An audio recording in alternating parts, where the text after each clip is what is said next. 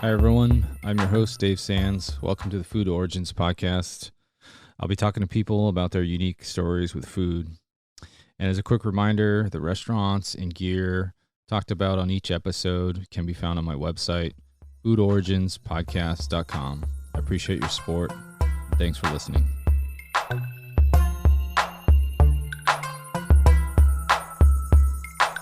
Hello, everyone. Welcome to another episode of the Food Origins podcast.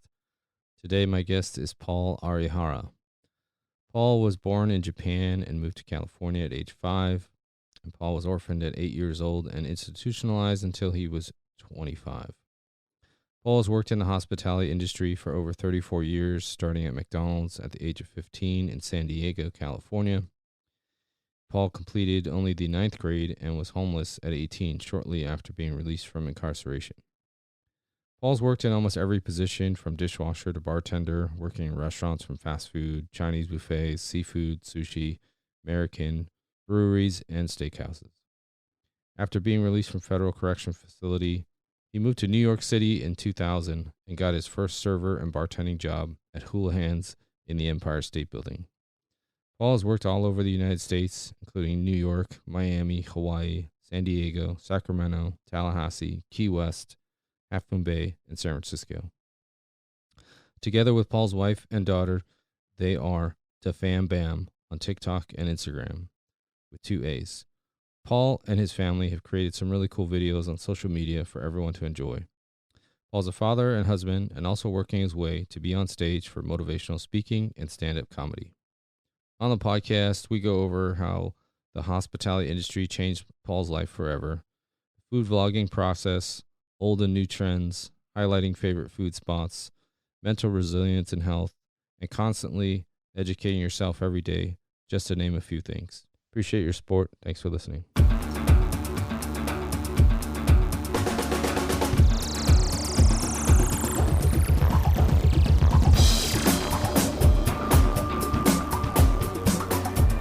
All right, man, we're rolling. Cool, man. Thanks for being here. I'm with Paul Arihara. He's out of Pacifica, California, and we're on location here. And, he is a lot of things, and we'll get into it for sure. If you guys don't know who he is, he's Da Fam Bam on Instagram and TikTok. He's a food vlogger, but he's also a mixologist at the Ritz-Carlton in Half Moon Bay. And thanks for being here, Paul. I appreciate you coming on and sharing your story. Yeah, man. Thanks for having me. I was really happy. I saw your podcast on Guy at a Niku Steakhouse, the butcher shop, and loved it. Reached out to you, so I was really happy you got back. And I loved your whole profile. You were in the industry. You went to school for hospitality. You worked in restaurants. You were a police officer for 13 years. And I was ex-con, and I'm in the restaurant industry, so it kind of, it's kind of cool to sit at the table and do this. Yeah, and we got some Japanese heritage as well. Yeah. We'll get into that, and let's just get started. Thanks to just how we get connected, it's kind of crazy how the worlds collide. But I appreciate it, and thanks for being here. And Paul, so introduce yourself. Tell us, where you're from, and you've got quite an amazing story, so let's get into it. Yeah. Tell us where you're from. Yeah, that's awesome, man. I was born in Japan, 1974. Lived in Japan for about 2 years to my knowledge. Lived in Taiwan for a little while. Moved to Hawaii and came here to Treasure Island in the Bay Area. I want to say 79. I'm just guesstimating. And then ended up in Santee, right outside of San Diego, around 1980. I have a pretty traumatic childhood, and I became an orphan at 8, and institutionalized from 8 to 25. And how the food world kind of gets into this is that I was in an institution when I was 15 years old, and this is 1989, and the way I could get out of the institution was to get a part-time or to get a job. So I got a job at McDonald's in 1989 when it was still, flipping burgers as they were ordered, not like the current McDonald's today. And I worked the grill. And for the last 33 years, I've been in restaurants, coast to coast, New York, Miami, the Keys, Tallahassee, San Diego, Sacramento, Hawaii, the Bay Area.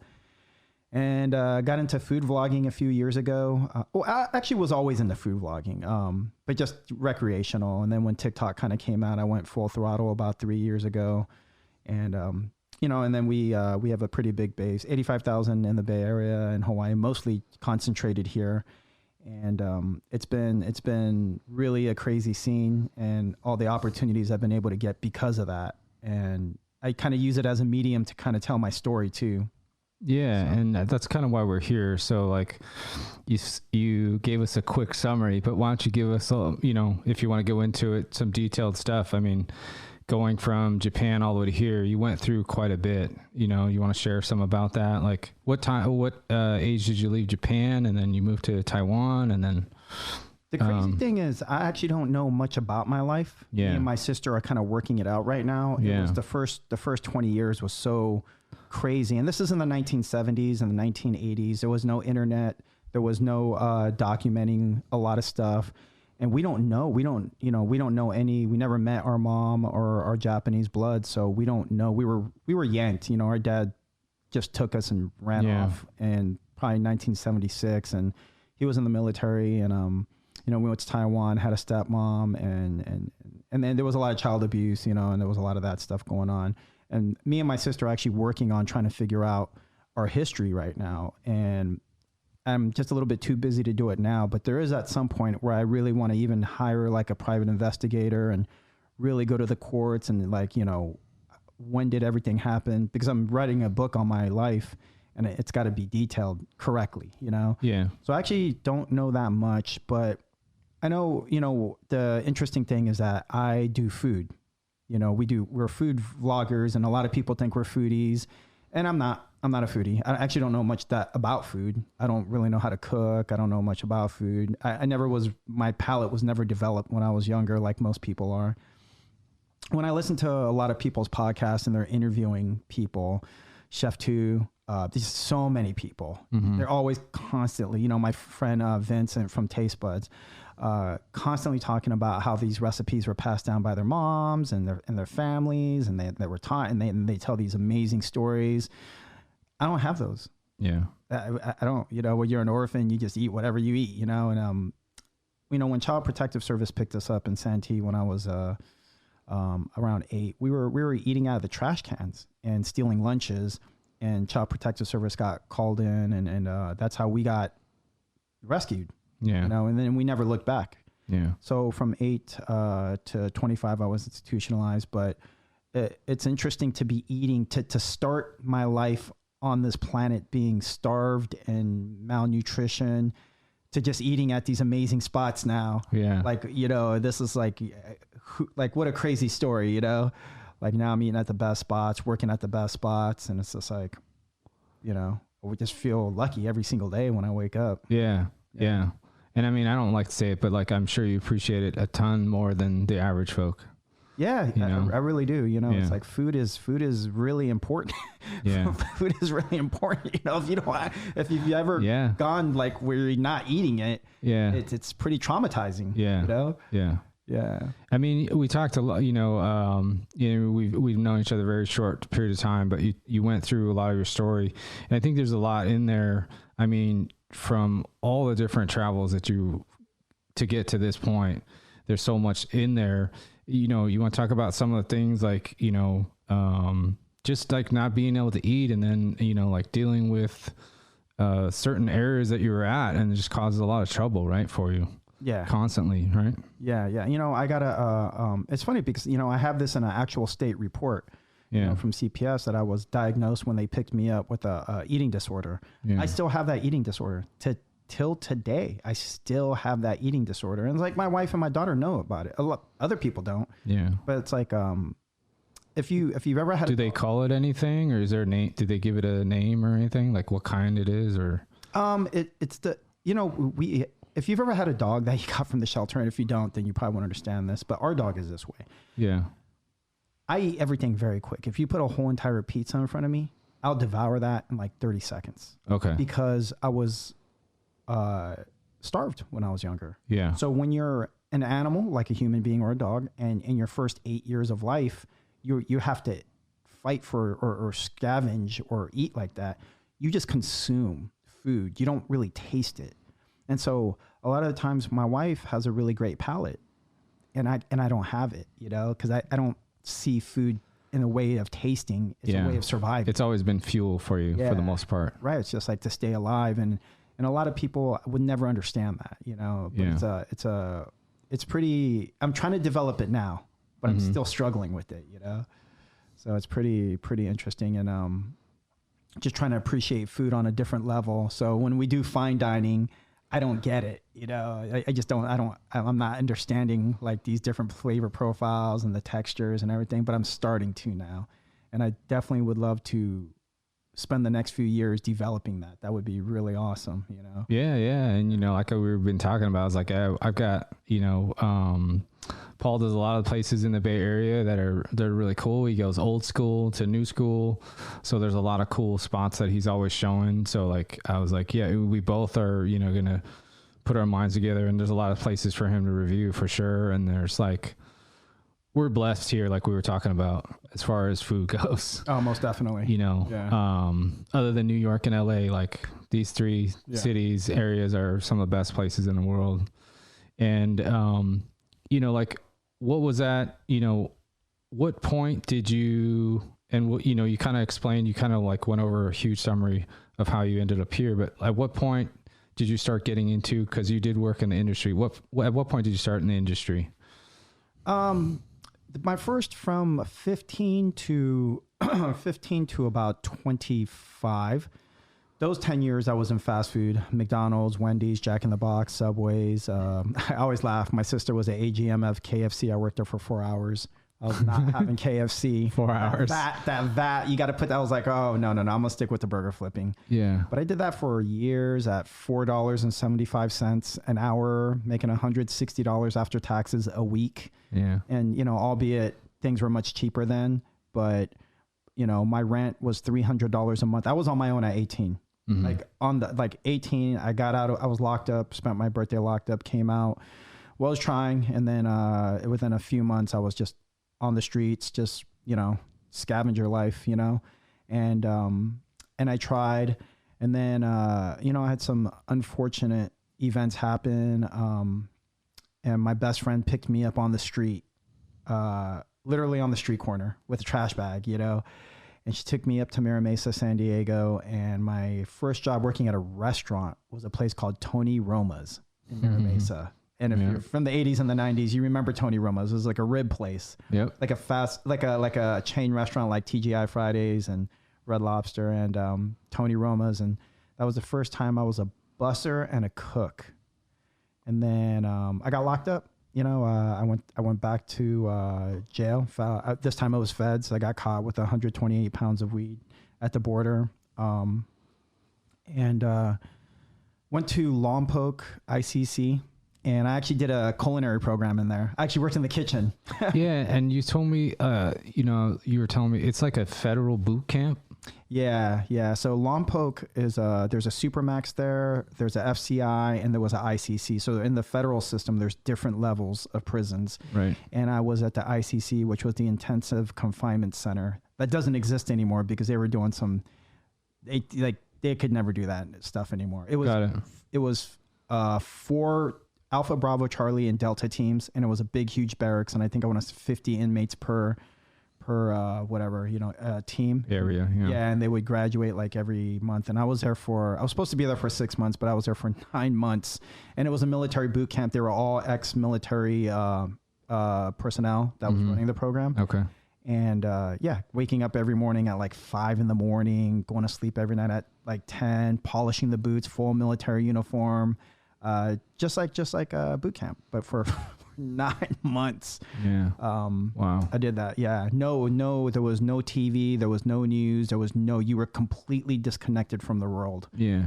And I remember when I had went in, Eminem had just came out with his first song. I was like, oh, that's interesting. This white rapper. That's like pretty interesting, you know? I was like, cool. And then when I came out, I was disconnected from the whole world for almost a year. I was just like, holy shit, this guy blew up. Yeah, right. You know, and a lot happens in a year when you're disconnected from the world for a year. Yeah. Boy, you really don't realize how much happens in 1 year. But I worked in the kitchen over there. Okay. Washing dishes. I would make birthday cakes for the inmates, on the side. Okay. Ice cream birthday cakes. And we did a little culinary certificate program. And then the program shut down a few years ago. Okay. But, came out. And I was lucky enough to get to New York City. I got desperate. I reached out to my birth father, and he was just it was like talking to the devil, but I got nothing, I was at that point 25 years old now. I have a criminal record. This is 1990, 1999. And he set it up so I could go to New York through my stepmom, who was Taiwanese. She had family out there. It went bad very quick, very, very quick. They didn't speak English, and I was doing basically like slave labor at their construction company for $50 a day, working like 10 hours a day. New York, there was no internet. Nobody. Where in New York were you at? I was in Flushing, Queens. Okay. And there was no internet yet back then. I mean, maybe some people had it, but it wasn't like the internet now. Sure. There was no Google. So I had to learn New York City on my own. I had to learn the subways. I had to learn the whole area, the whole city. And it was brutal. It was just like, I just got out of federal prison. I had no social skills. I never really had social skills because of my life. I went to like 14 different schools up until the 9th grade. And I only went to a 9th grade education, got my GED. But so I have no social skills. I'm in New York City. I have no idea. There's no such thing as internet yet. And I'm like, man, I'd rather just go back to jail. It's just so much easier just to go back to jail, They kind of like threw me out of their place. So, I looked it up on the paper, moved to a place called Flatbush, Brooklyn, on the last stop of the 2 train, which in 2000 was super hood. It was just super, super dangerous, super sketch, right next to, that whole part of Brooklyn over there was pretty sketchy, and like that's where Mike Tyson's from, and a lot of people that went through a lot of shit. And here I am. I have no clue where I'm at, where to go. And I remember calling my best friend, and I'm on a payphone in Times Square, and I'm just like, listen, I'm just gonna go snatch some purses and do that until I get locked up. And she was like, why don't you go work in restaurants, And, when you're in San Diego, I grew up in San Diego for the most part. All the front of the house people in the 90s in San Diego, wait staff, managers, bartenders, white all the way across the board. I'm 48 this year, turning 49. In the 1980s, as an Asian American, you didn't have a lot of self-esteem. And I was an orphan, so I wasn't even really Asian American. I was just, my self-esteem was so low. But I never saw in San Diego colored, brown, Asian, whatever. They weren't front of the house people.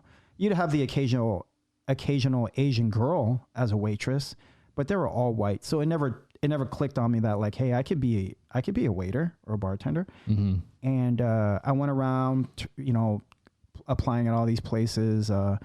And my first job was in the Empire State Building. Houlihan's in the Empire State Building. I'm still really good friends with quite a few of my coworkers. And it was the biggest turning point of my life.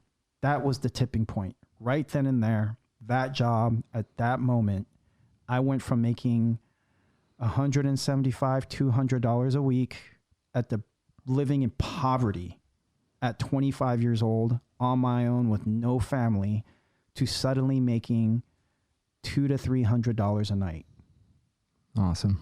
I mean, that was the tipping point. There's no way I am the person I am today if that doesn't happen.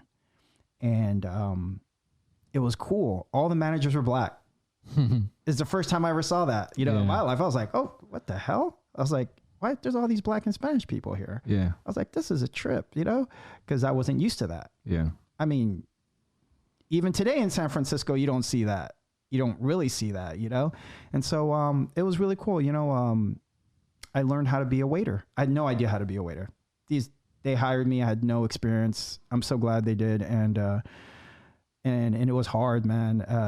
The Empire State Building is a very busy place. Yeah, I bet. That is no joke. And the hours in New York City are no joke. You don't do these 6 hours and take a break. No, New York doesn't sleep, man. Yeah. I was working 12-hour shifts. I was looking like a fool in front of my tables, just missing, there was like, this is 2000. So there's no internet. There's no Wi-Fi.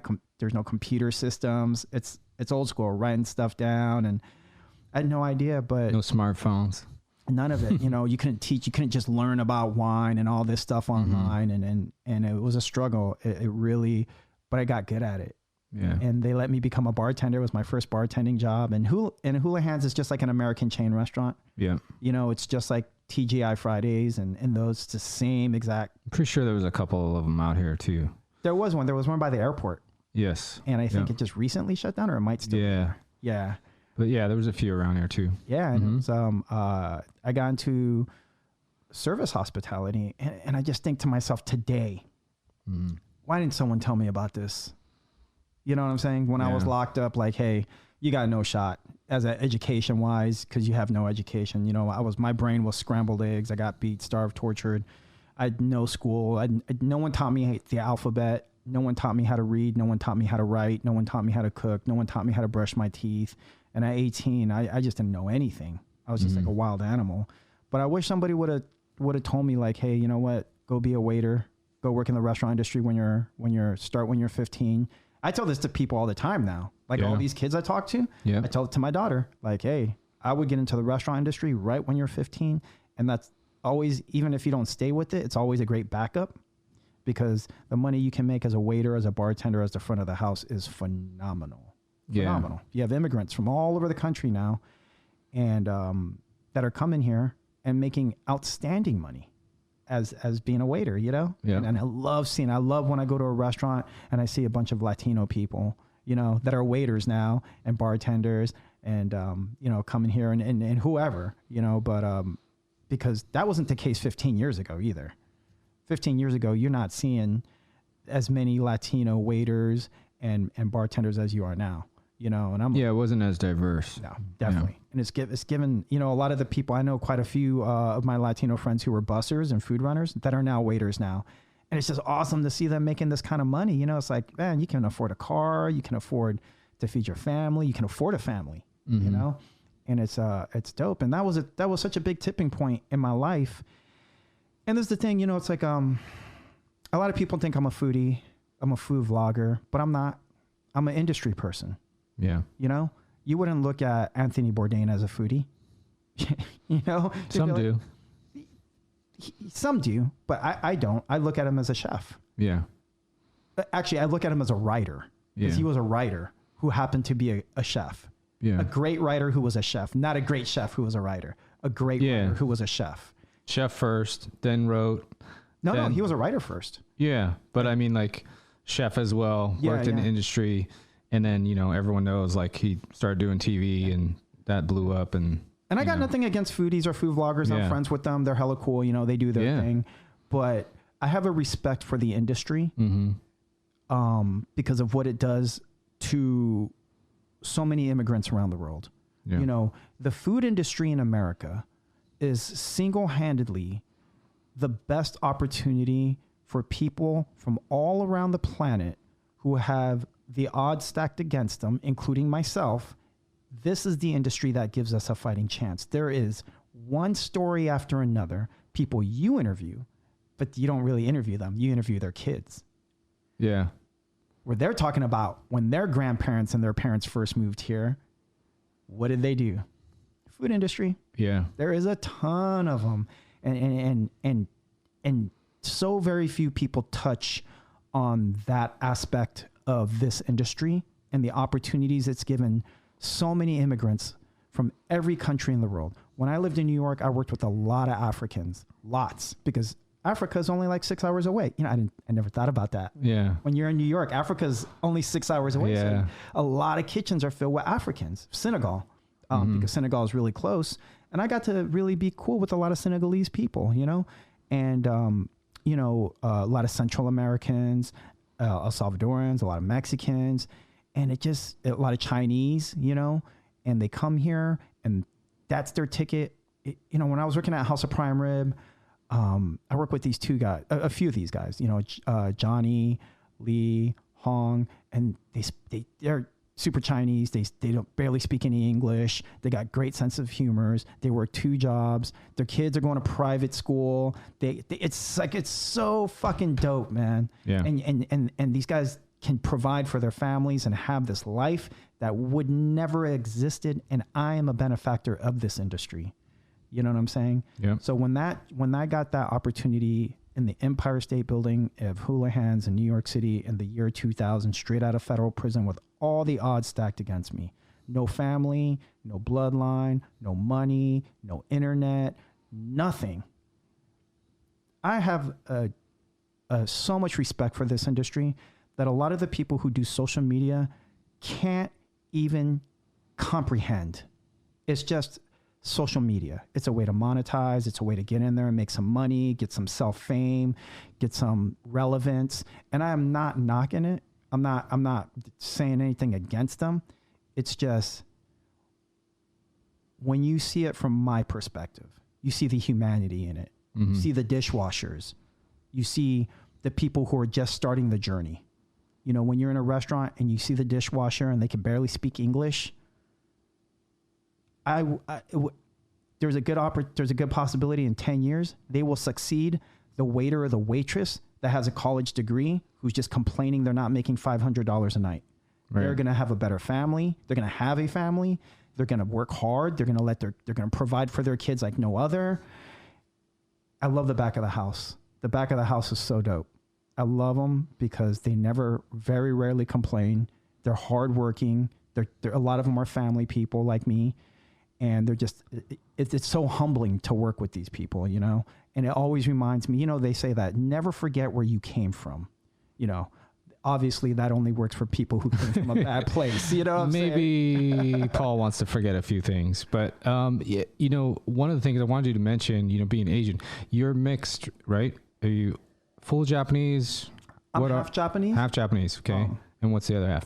My dad is German. Okay. My dad was German. So this is what I know about. So when you go in adoption, at 8 years old, I got CPS. I got put into, the orphanage after years of going through the foster family circuit, right, mental institutions. And from 8 to 11, while most kids were celebrating birthdays and I never celebrated a birthday until it was like, I don't know when I was like, until a teenager, but it was like, it didn't feel real at that point. Yeah. It's like trying to celebrate Chinese New Year when you're 13 years old and you're just like, what is this? And you're not Chinese, Yeah. I didn't celebrate birthdays. That's tough. I never had a birthday. There's no pictures of me celebrating birthdays at 1, 2, 3, 4, 5, 6, 7, 8, 9, 10, 11. So,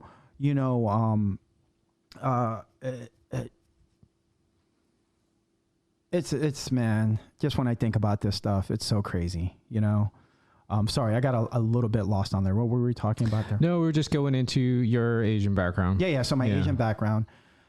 I know my mom. I know her name. And I have pictures of her with my father. I know she came to America.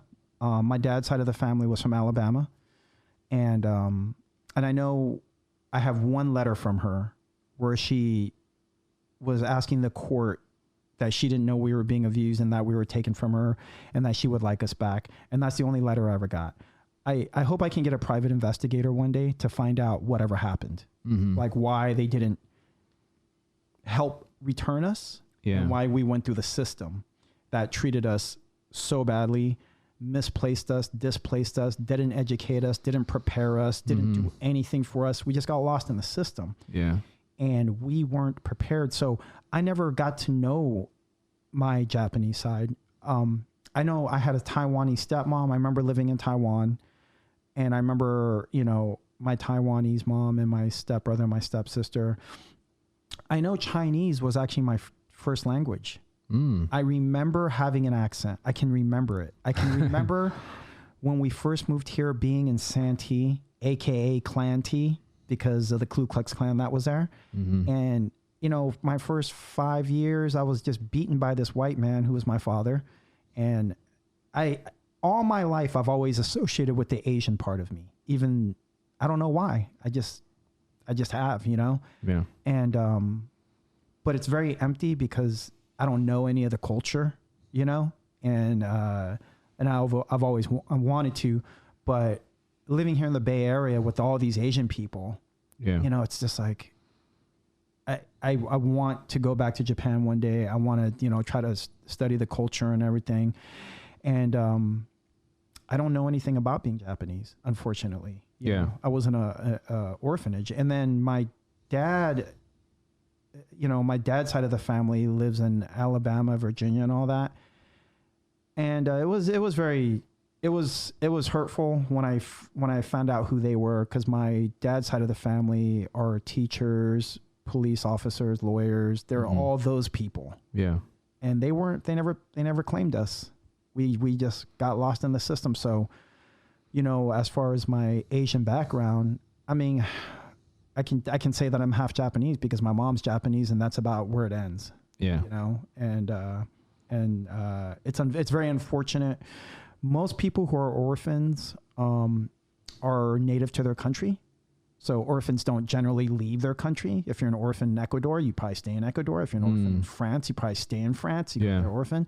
But I was plucked out of my country, right? You know, of Japan, and then Taiwan, and then Hawaii. And in 1970s, Hawaii was very Asian. It's not like the way it is now. It's very Asian. Yeah. So now there's expats and stuff. Yeah. For the first 5 years of my life, I was very Asian. You know, I was in 2 Asian countries, and then to move here where it was all white in the late 70s and the early 80s, where Asian people were just being discriminated upon. So, because, you know, the Vietnam War was in the 70s, Korean War, World War II. There was a lot of anti-Asian sentiment then, more than now. I don't think people understand that because of the wars that was going on. Right. And, you know, I got my identity stripped from me. I had my ethnicity stripped from me. I had everything stripped from me. So I didn't have anything to grasp on, you know, outside that I was a boy, you know, that was about my only identity, you know, is that I was a boy. And, I didn't feel American. I just didn't feel anything, you know. I was just trying to stay alive at that point, trying to figure it out. And I've actually really fought with that over the years, you know. And then, you know, when you see all this food, you know, it's amazing how much food plays into your culture and your identity. Yeah. You know, it's when you're growing up on it, you know, and you hear poets talk about it, you hear famous chefs talk about it, how essential that was to who they are now. And to have that stripped, you know, we talk about some of these chefs, you know, it's like, could you imagine, like, if you had that stripped from you, who would you be today? You know? Yeah. You know, so.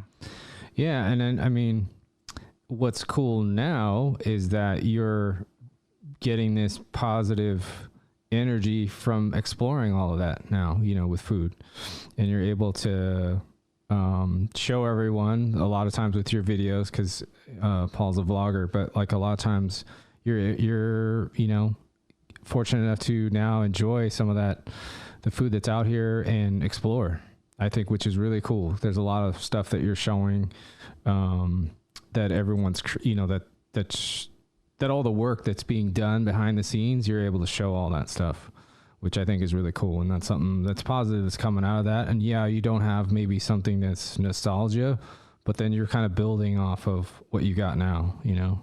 Oh, it's amazing. It's amazing. I had hot pot for the first time the other night at my Chinese friend's spot, and, you know, learning Filipino food. My wife is Filipino, and, you know, I got a lot of Filipino friends. My best friend's Filipino, and I've always loved Filipino food, and learning food through a lot of these other people, and coming up as a food vlogger now.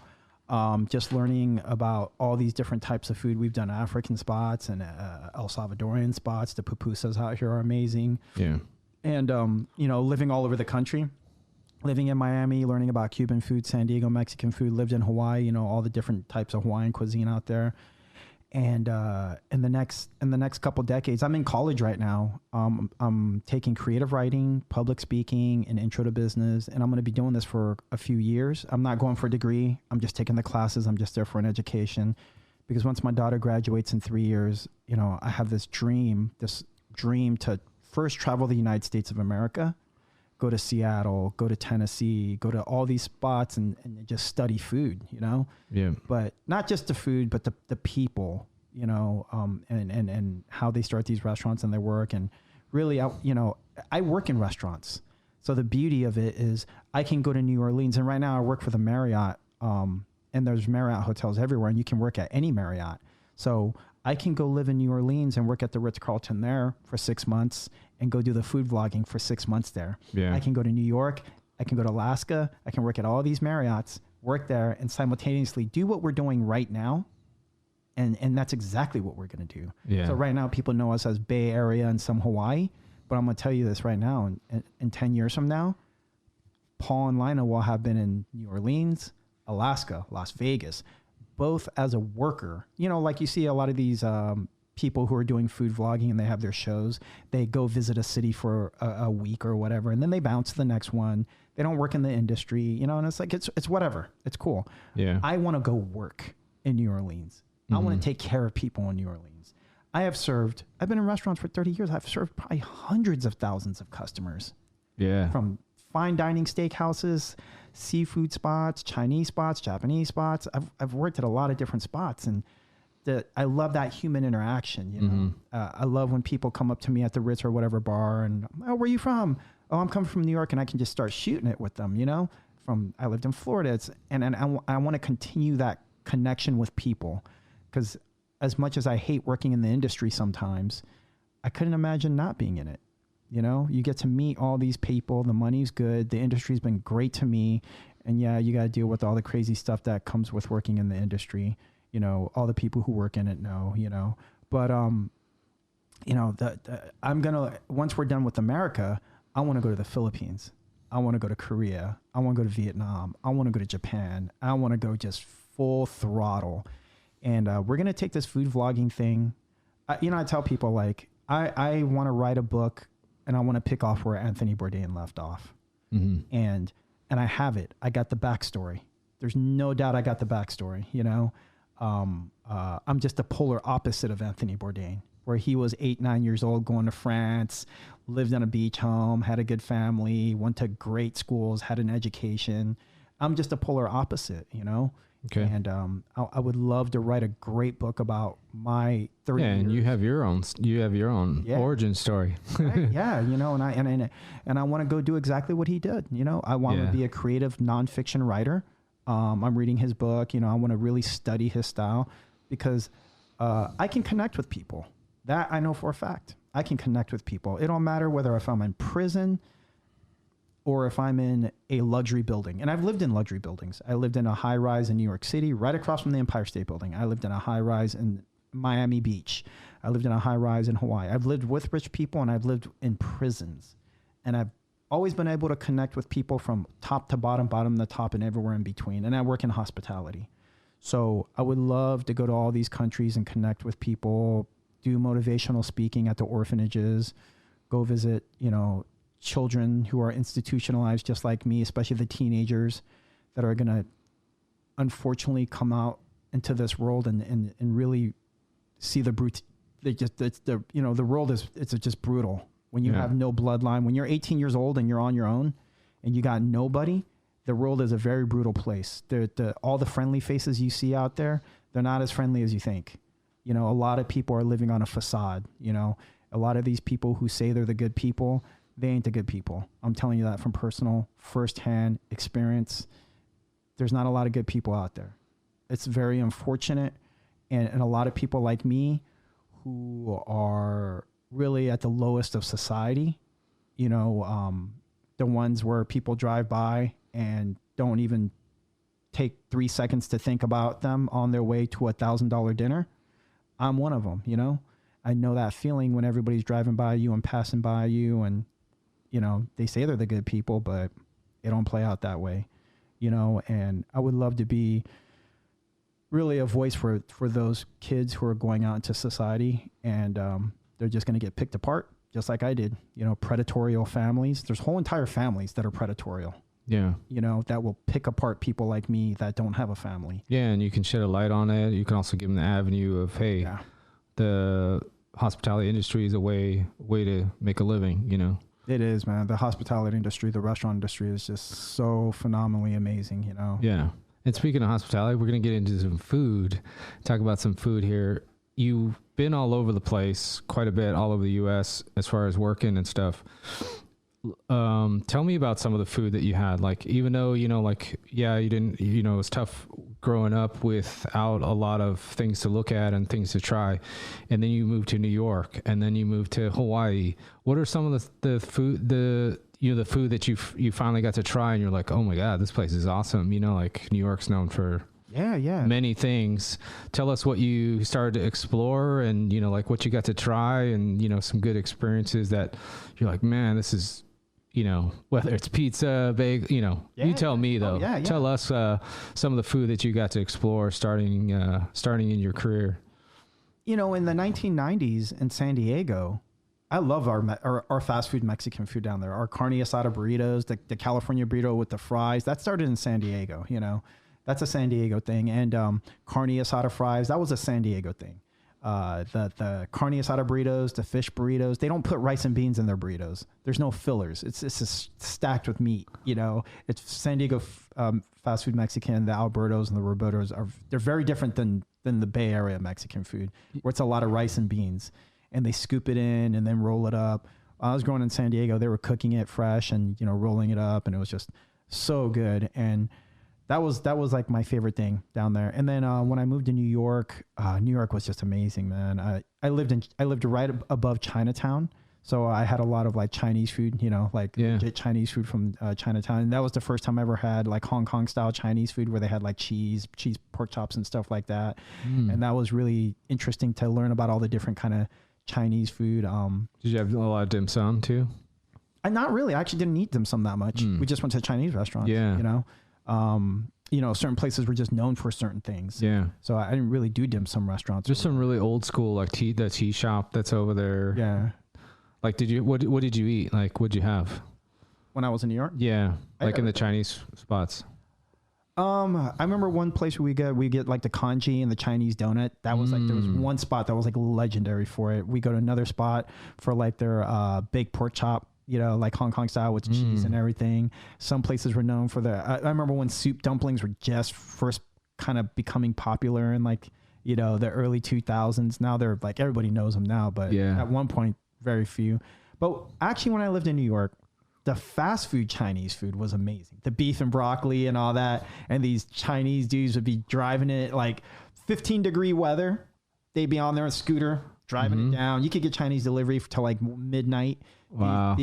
They were not playing. And it was cheap. And they would fill it up with the fried rice. And they were everywhere. And they probably still are everywhere. In every borough, every block. I mean, like, it was crazy. You know? and you could get like the half fried chicken. It wasn't always like Chinese food, you know. It was like half fried chicken and fried rice, and I used to tear that in the dumplings, and I ate probably more of that than anything. The pizza was really good out there. It was the first time I ate like shawarmas. There's a place called Mamoun's out there that's super famous, and everybody would just go over there and eat their shawarmas. That was the first time I got introduced to shawarmas. I lived in for a little while, I lived right across from the Empire State Building. 32nd and 5th is Koreatown. Yep. And K-Town in New York City is 24 hours. So like Bonchon and all these Korean fried chickens, they were there a long time before they ever made it to the West Coast.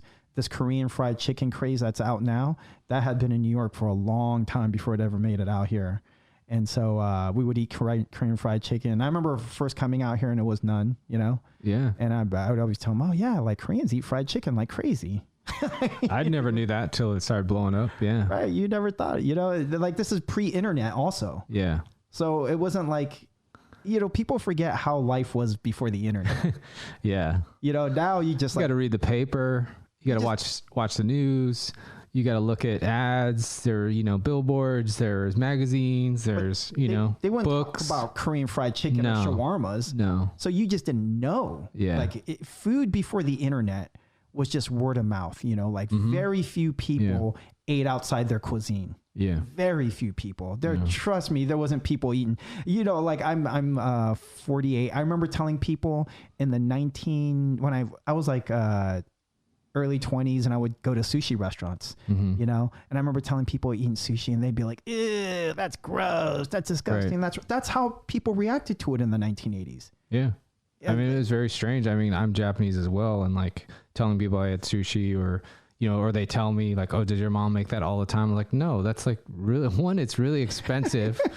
And no, we don't have it all the time. And if it is, it's like, you know, tekamaki, which is like, you know, cucumber or, you know, something very simple, or it's homemade, inari, you know, with the skin, the tofu skin and stuff. And so it was like, that's like a different perception. And then they're like, yeah, you must have it all the time. I'm like, no, I don't, but I do like it, you know, and it is raw and it's super good. So if you haven't tried it, don't knock it, you know. But I just remember the reaction of people just like, and then, you know, what was crazy was there was a 99 ranch in Mira Mesa, San Diego. And I introduced pho to so many of my friends. And they would have this place, a 99 Ranch. They had a restaurant in there, and they would have pho happy hour, 2 bowls for $5. And my homie introduced it to me, and I was like, damn, that's so good. And then there were imperial rolls and everything. So I started introducing it to all my friends. And in the 1990s, Filipinos and Vietnamese didn't get along. They clashed. You know, there was a lot of gangs, and Filipinos and Vietnamese, that generation in the 90s really didn't like each other, especially in SoCal. And so a lot of my Filipino friends wouldn't even try it, you know. And this is at the birth of Vietnamese food. Just kind of out of principle, right? Yeah. You know, and in the 1990s, nobody was eating Vietnamese food. I'm telling you, nobody. You know, it was not a thing like it is now. You know, it's funny you say that, and it's probably true. Yeah. Like, yeah. Interesting. When you really think about food, right? You think about like, if you don't know this, and you're like 25 years old. Dude, nobody was eating sushi in 1970s. Yeah. Nobody. Yeah. Nobody was eating Vietnamese food in the 1990s. Maybe here in the Bay Area, but everywhere else. Yeah. Nobody was doing it, you know? Yeah. And so it was pretty... Is that... Don't worry about it. We'll power through it. And then, you know, it's pretty amazing watching certain cuisines take off. Thai food, you know, Korean fried chicken, all this stuff is that the internet, how amazing all this stuff is now, just, you know, Middle Eastern food, shawarmas, you know, just going off. And you're right. The Bay Area is just, we're spoiled with it, man. Yeah. And, you know, the vloggers like yourself and everyone else that has access to look something up is looking up something that's probably been around a while, you know, like, you know, sushi's been around a long time. Yeah. And it's pretty cool. Obviously, we're blessed with all the areas, and we can get into some of the places that you've been going to. But through that, I usually, you know, ask like did you have any bad experiences with food? Like through that career up until now, like we can go from like New York to here. Was there anything bad? Because I do want to highlight that a little bit. You know, like you know, Paul understands the industry very well. Has been in and out of all these different kitchens, all these different front of the house, back of the house. Is there anything that you had an experience where you're like, man, you guys got to clean it up? You know, like. You know, it's funny because when you say that, a lot of the times, a lot of people will respond with, "Oh yeah, I ate here and this place is awful." Yeah, I worked at them. Yeah. You know, it's like, you think going to a restaurant and getting bad food is a bad experience? Try working at one. Right. Oh boy, it is really hard working at a restaurant that serves bad food. Yeah. And you know, when you don't have the experience, you know, you're just working wherever you want. Sure. But man, it is really tough when you're working at a restaurant and you're on the other side of the fence and the owners are bad, the food is bad, everything's bad. You know, I'm not big on Yelp. I use Yelp to look up places, and I used to use it to rate, and I stopped. I don't like rating places, and I don't like throwing restaurants under the bus. When I see other social media people and they're rating places 2 out of 10, I'm not knocking it. That's your style. I don't like it as an industry person. I just don't. I understand it. I use it though. Yeah. You know, like I do, like but I just personally, I have this, I can't throw. Yeah. It's tough. Like, you know, like my trick is, I don't look at the rating holds some value, but it's also like how many ratings, right? Like if you have 5-star and you've got 2 reviews, well, that's not enough. But if you have 1,000 and you're 4 stars, okay, I probably look at that place and say, oh, this place is pretty good. But now we're getting into where now we have video. Yeah. We don't even have to look at a rating. We can look at stuff. And I still do some research. Like some friends are like, oh, let's just go here and go in blind. And I'm like, I'd really like to know what some people say. I'm not asking to go on their opinion all the time, but I want to know that it's quality. Yeah. I want to know like the food they're putting out, where they're getting it, you know, that kind of thing, you know, the produce, what kind of, you know, what kind of work they're putting into putting it on your plate, you know, and people need to understand that like it's a lot of work just to get it in front of you. Yeah. Yeah. No, and like I said, I use them, you know, like I appreciate the people who do report their negative reviews, but our thing is as food vloggers to lift restaurants up and owners up and all that. So I just don't knock. And plus I also work in the industry. Yeah. And like, you know, it's the worst thing when you work in the industry and you have to deal with a manager or a boss or an owner that's like, oh, you got a 1-star Yelp review. I hate that whole entire thing that we have to do, you know, as restaurant employees. So many of us have gotten unfair reviews and 1 stars and by people who have never worked in the industry. Everybody wants to be sympathetic to their own issues. You know, when they're having a problem, they want the world to sympathize to them. But boy, when they are the judge of other people, they will crash on you like there is no tomorrow. You know? And I did it a couple of times where I just gave some awful like slamming reviews and I was just like, why am I doing this, man? Like I'm over exaggerating it, you know, maybe I was just angry at the day, but I just don't.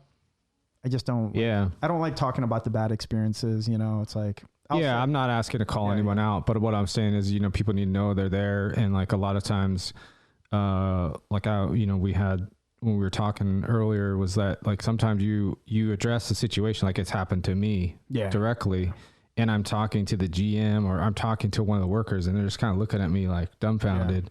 And I'm like, hey, you got to handle this like now. This is not something, you know, and unfortunately, if it doesn't get handled, then a lot of times people go on media or whatever and kind of blow it up. But jumping from bad stuff to good stuff. Well, let me touch on that. Yeah. Go ahead. There's something that's really sad about our industry, the restaurant industry. It's very saddening. Times have changed. And a lot of things you can't do anymore in the workplace for good reason, for damn good reason. But it's also got to a place where restaurant managers and owners have now become so they can't train. There's very little training at these jobs anymore.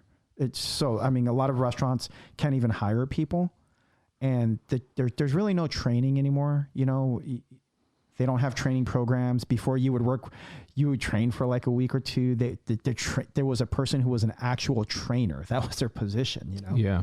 And they would teach you the menu, quiz the menu. You would start off shifts with talking about the food, doing wine.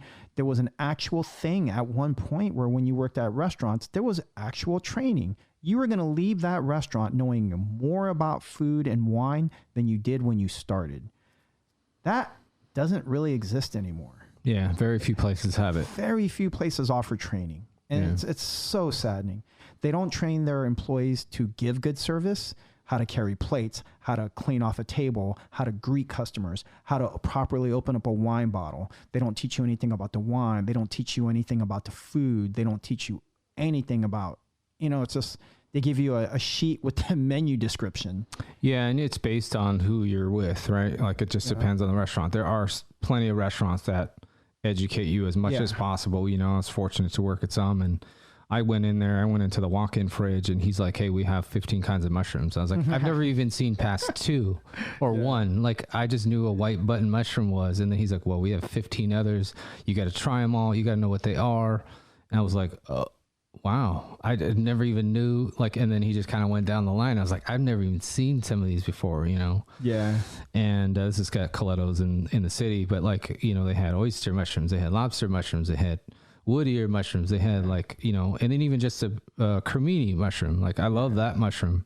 It's super versatile, easy to cook. Yeah. And it tastes so much better than this blank white mushroom that really doesn't have much flavor to it. And then there's, you know, and then we get into all the rest, Japanese mushrooms and Chinese mushrooms and foraging and all, you know, morels that are out in the forest. And Yeah. And then, truffles, which I've had a great experience with this last year, cooking with that and doing some events. And, so it just opens that door. But without them sharing that with me, instead of just throwing me, go find this, I would have been like, I've never even seen it before. So how am I supposed to find it, Yeah.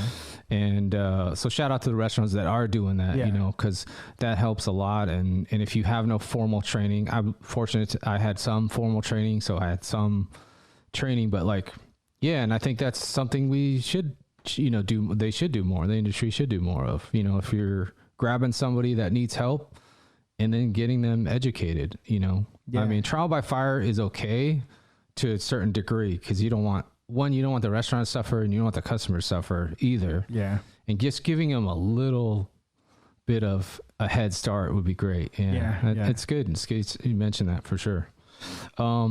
And then do you have any best of so far? I know we'll get into some of the ones that you've vlogged out, some of the local spots, but do you have any best of as far as, I'm kind of putting you on the spot, but do you have any best of as far as, anything from East Coast to West Coast that you want to highlight? When I was in New York, I loved the bagels out there. I know they have these people who are claiming they got the best bagels here in New York City, the better than New York City, and I think they're charging $25 for a bagel sandwich, and I can't. But when I was living in New York City, the bagels were boiled in the water.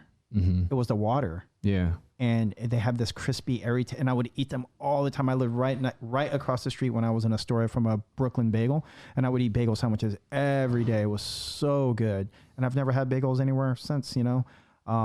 When I lived in Hawaii, it was funny. When I moved here in 2013, there was no poke places. I remember telling my wife Lina, I was like, "Dude, I ate poke every day when I was there." I lived right down the street from Ono Seafood.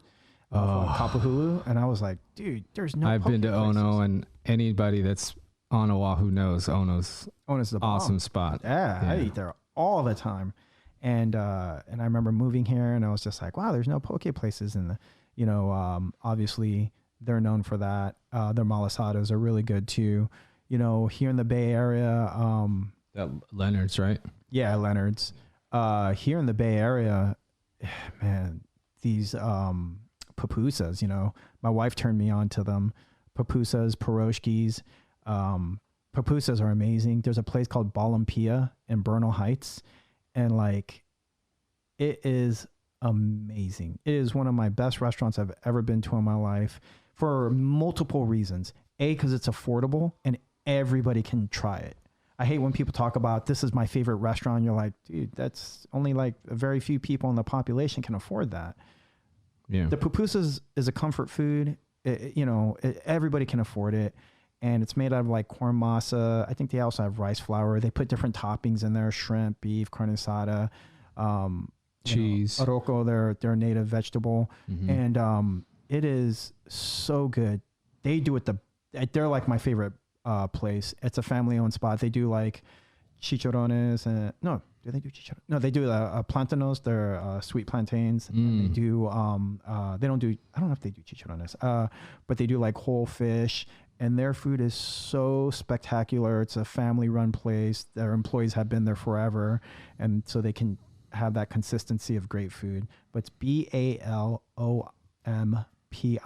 Number 3. There's 2 of them. Yeah. The one in Bernal Heights, it's right on the corner, and it is phenomenally good. And it's it's El Salvadorian food, so you can't get that everywhere. Yeah, it's not like you can just get that everywhere. So for that reason, Chibogs is a Filipino spot in Daly City, South San Francisco, right there on the border, and they make phenomenally good Filipino food, as well as Lucky Chances in Colma. Colma has a Filipino Chinese cafe, and they do really good silogs, which is Filipino breakfast. Yep. Those are some of my spots. And there's so many more, I have a lot of friends that own restaurants, and they do really, really, really good stuff. But I like the pupusas is just so good, Yeah. Yeah. Really, really good experience. Right on. Yeah. Some of the ones that and we'll get into your style of vlogging, which is really cool. If you haven't seen him on Instagram, Paul will go in usually with his family, because it's the fam bam. You're with the family, and then you guys will explore a spot and then show some of the stuff that you guys eat and then, or drink, whatever it is. And then everyone gets to see it and, enjoy it in a real quick, nice, video that shares to everybody. Some of the ones I liked, recently posted about Roxy's, which I love. Yeah, Roxy's. You know, I used to work in the city, so like Roxy's was always a spot we'd hit up for sure. And then, Galviet, yeah. in San Mateo. Yeah. That's really cool. But you also have a backstory that you worked there, didn't you? I did work there. Yeah. I did work there. So, you know, and then, Rosalind Bakery. Rosalind Bakery. Rosalind, sorry. Rosalind. Yeah, that one's really cool. Yeah, Rosalind and Mazzetti's are the two bakeries in Pacifica. Yeah. And they're like right across the street, right across the freeway from each other. So one's an Italian bakery and one is more of like that French style, I guess. You know, they do a lot of like artisanal bread, croissants. It reminds me of like a Tartines almost, kind of like that. And I love both those bakeries. And I love that fact that they're right across from each other. Yeah. They're right here in Pacifica. So when you're coming down to Pacifica off the one, you can go left to Mazzetti's or you can go right to Rosalind's, and we're really blessed to have both those bakeries. That's awesome. Yeah. And once you go into your process, so what makes you do a vlog and how do you do it, and what's your concept behind that? So I always like video editing. I've been doing it since the early 2000s when I had my Apple G3 in New York. I would walk by all the art schools, and they all, everybody walks in New York, so I go by all the art schools. They all had Apple computers. 2000s, in the early 2000s, 2001, everybody made fun of everybody for having Apple. A lot of people don't understand that. Apple was mocked in the early 2000s because it was IBM. IBM was the big one. And the IBM BlackBerry was status. Yeah. If you had a Apple, you were kind of like a joke. My roommate, my friends would make fun of me. Their stock was like $1. They were about to go bankrupt. And I remember walking by and I was like, all the art schools have Apple computers. I was like, that's cool. And I always like taking pictures. So I bought one. I bought a G3. And, this is the tipping point of my life when I can afford this, because I became a waiter. And I was like, I can afford a $1,500 computer. Yeah. So I bought it and I started using iMovie like 2003 or something real early. And I would make videos. And so I've been doing this for a long time. And so when we do restaurants now, I like to find a spot that I think is going to be nostalgic or specific to a ethnicity, and it's good and all that. And of course I do my home research, do the reviews, or people will refer me to places. And we try to do not just the food. We try to talk about the staff. We try to talk about the owners. We don't make 30-second videos. We used to make 1-minute videos. Most of our videos are 2 to 4 minute videos now, meaning they're not going to get as many views, meaning they're not going to get that, because people aren't going to loop it. Like the 20-second views videos will get looped over and over and over. Mm-hmm. And I understand that, and I don't care. I like to tell the story. I like to do it as a family. I like it when my wife and my daughter are involved, or one of, a pair. We do father-daughter and husband and wife stuff. I like to try to hit every demographic, we have little kids that follow us that love the father-daughter dynamic. We have families that also follow us. We have just single people. We try to keep it clean, and we try to tell a good story. We try to introduce unique foods. And when you just piece that all together, and also, like I said, I watch a lot of Anthony Bourdain, try to do a little storytelling sometime, try to throw in a little humor, in there. And we're just getting better and better. There was a moment there where I felt like there was some videos where I was kind of doing it like for shock, trying to get like a big pile of food, and it's like, oh, look at all this food, this 5,000 calorie whatever. Mm-hmm. And I just stopped doing that. It's just so unhealthy. And it's like, now when I'm doing a video, I got to ask myself, why did I pick this place? Why am I going here? What do I want to get out of this? And if I can't convince myself, like, I think the last time we did a video that really, I was like, what the fuck am I doing? was we did this video with this funnel cake that was probably like 10,000 calories with all the ice cream and thing. And I used a sound bite, and I'm like, I'm not going to do this anymore. Yeah. I don't care if these people get millions of views. I'm not going to go to a chicken sandwich place with the claw sticking out just to get the views. A lot of people do it now. I see the chicken sandwich with the claw sticking out. I'm like, look at this chicken feet. And I'm like, dude, I eat chicken feet at dim sum all the time. Yeah. Like I don't want to do the shock value thing anymore. Yeah. You want the story behind it. You want the people behind it. Yeah. So now I want it to be very sincere. We did Barber's Fish Trap. That's a great spot in Half Moon Bay. Nice. There's a history there, and we like the seafood there. And, I like it. The music that I use now, I like to use just mellow music, and you're trying to get a broader audience. Right? Yeah. I want to look back at these videos 10, 15. This is back in the day, people had photo albums. Yeah. You go to someone's house, they'd open up their photo album. They would, show you all the pictures. I look at this as a digital photo album. These are videos I'm going to be looking at 10, 15, 20 years from now with so much pride because it wasn't just 20 seconds of playing with food. Yeah. There was a story we were telling, and I still will do it every once in a while, like Original Joe's, their butter cake and all that. I'm not saying I don't do it. I just don't want to do it as much. But a lot of these videos I'm making as a memoir, as a piece. And, let's just say hypothetically, I end up becoming just as big as Anthony Bourdain. Let's just say that can happen. I believe that can happen. I'm an orphan. I'm not even supposed to be where I'm at today. So I beat all the odds. Why couldn't I be that? Oh yeah. I would love if I blew up and me and my family blew up on that level 10 years from now, all these people in the Bay Area and Hawaii can keep these videos. And this is this is when he was just a social media vlogger and he came in here. I would want them to have the pride of having these well-made videos as a piece of something they could hold and put on their wall. And you know what I'm saying? Like people would do that. Like, the president ate here when he was just a nobody, when he was just a regular and keep them timeless. Yeah. And so I make a lot of these videos, and hoping that if I do write a bestseller book or have whatever, that these are special to a lot of people, not just me, because we can't be who this is the one thing also a lot of social media people don't understand. A lot of social media people, sometimes even me, you have an ego, look at my numbers, look at the views and everything. You can't do that without them. Right. I'm so grateful for all the restaurant owners, Alex at Lumpia Company, Vanessa at 7 Mile, Gemma at Marley's Treats, Mick at Roxy's, Adam at Deli Board. Some of these videos went Deli viral. Board. Yeah, some of these videos went viral for us. Yeah. We wouldn't be where we are without them. Right. They created the opportunity for us to go in there and make an identity for ourselves to now be relevant in social media land. And I don't think enough gratitude is given to these people who actually have to do the hard work.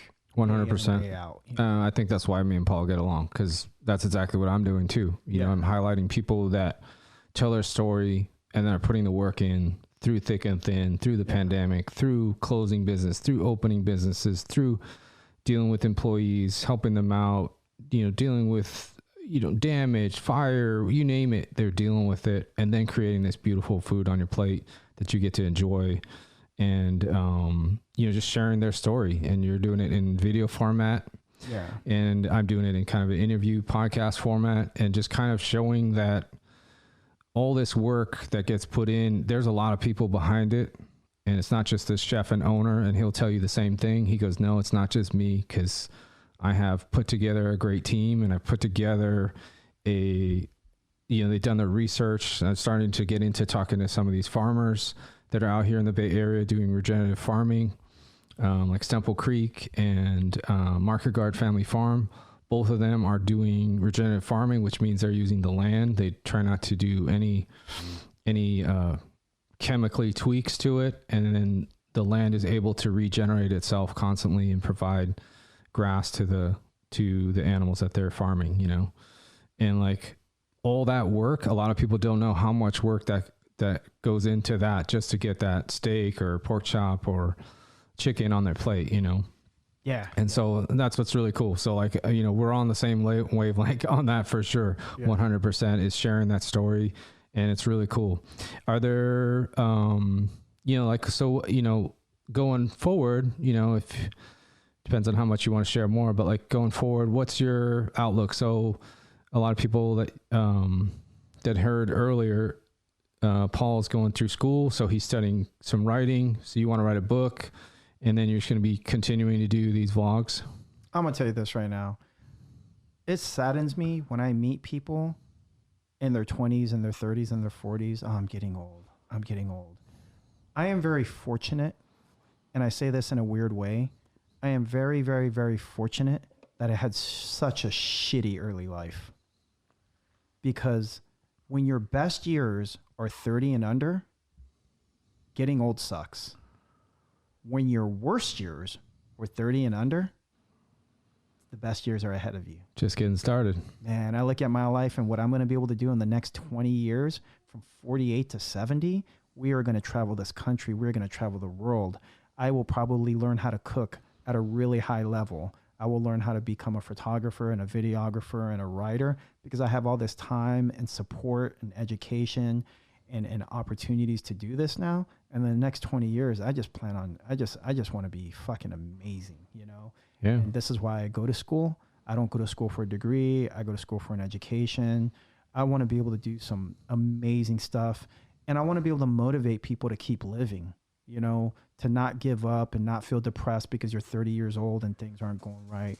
You know, I want people to really, really look up to their own future and say, hey, you know, if this guy is 50 years old and he's still going to school and he's still elevating and doing all these different things, why can't you? Why can't I? You know, and I try to do that. You know, if you watch my videos and you follow me on social media, we'll do a lot of food stuff. But then every once in a while, I'll spend a couple days and I'll spend a couple days.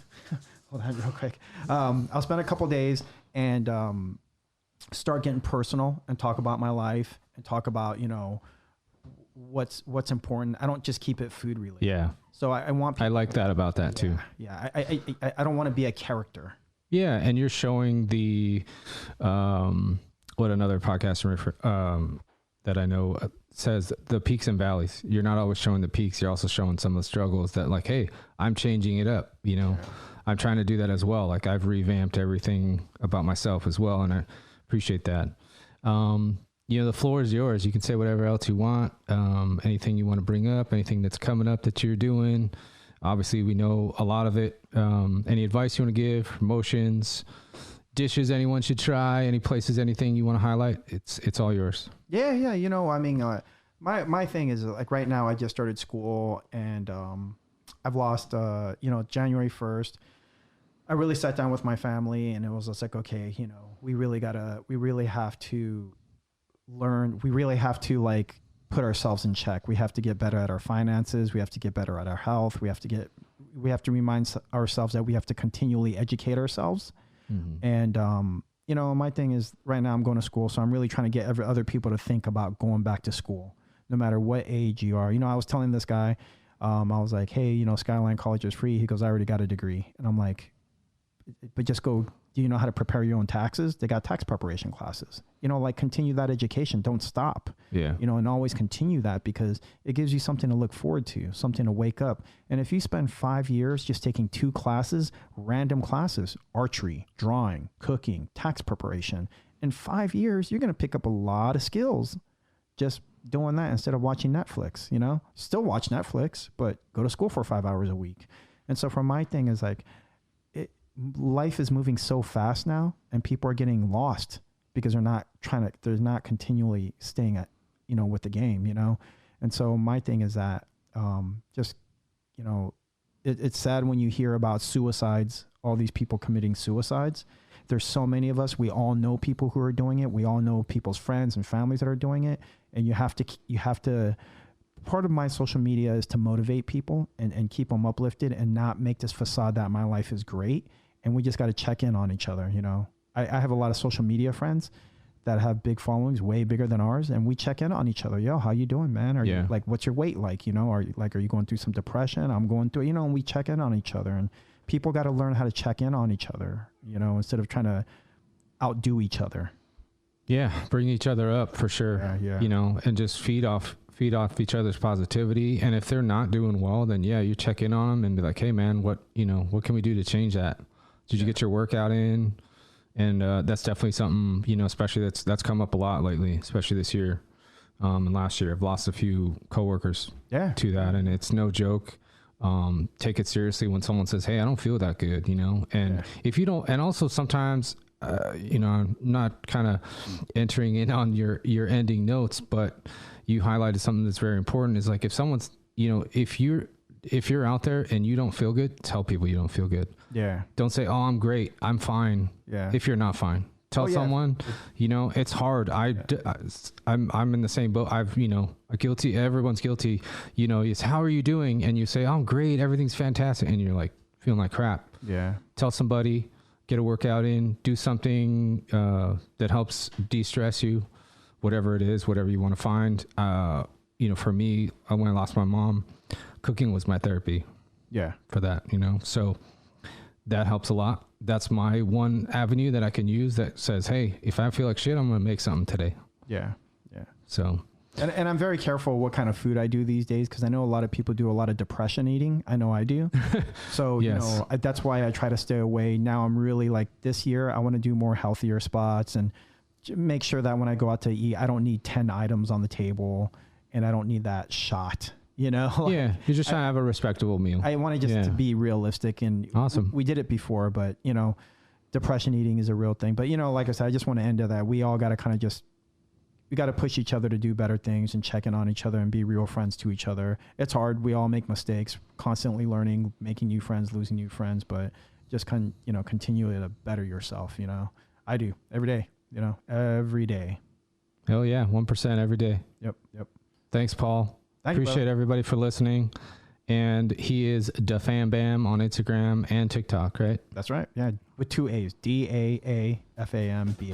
DaFamBam. There we go, folks. We're out. Take care.